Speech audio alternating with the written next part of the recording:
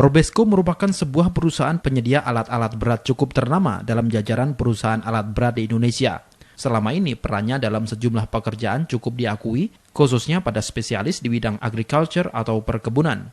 Namun seiring dengan perkembangan kebutuhan konsumen, kini Case juga mencoba ke dalam ranah pasar yang lebih luas yaitu bidang konstruksi. Hal ini tentu tidak terlepas dari kebijakan pemerintah saat ini yang fokus pada pembangunan infrastruktur. Untuk memenuhi kebutuhan pasar itu, sejumlah produk dikeluarkan oleh Case untuk membantu mempermudah pekerjaan di lapangan dengan beragam fitur yang diperlihatkan langsung dalam roadshow Jumat sore lalu di showroom Probesco Jalan Arteri Supadio KM 15. Pihak Probesco sendiri cukup optimistis peningkatan penjualan bisa dicapai apalagi dengan dikeluarkannya produk-produk baru sesuai kebutuhan untuk penetrasi pasar seperti motor grader, compactor, backhoe loader, dan wheel loader. Selain juga pada produk-produk yang sudah menjadi pemain pasar seperti ekskavator. Dengan masuknya produk lain yang baru ini kita punya kesempatan untuk merambah ke bidang industri yang lebih baru. Jadi kita tetap optimis lah tahun ini.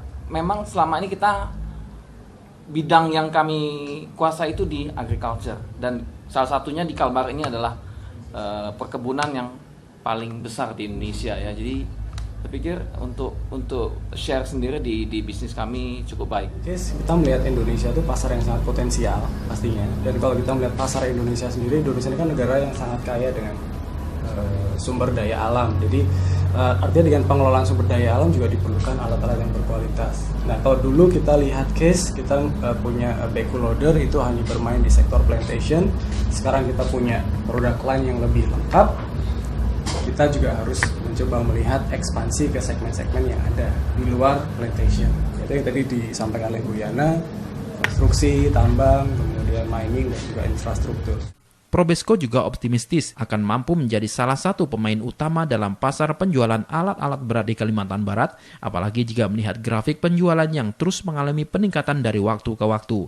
Hal ini dirasakan pasca terlewatinya masa-masa sulit penjualan yang sempat terjadi pada tahun 2015 lalu.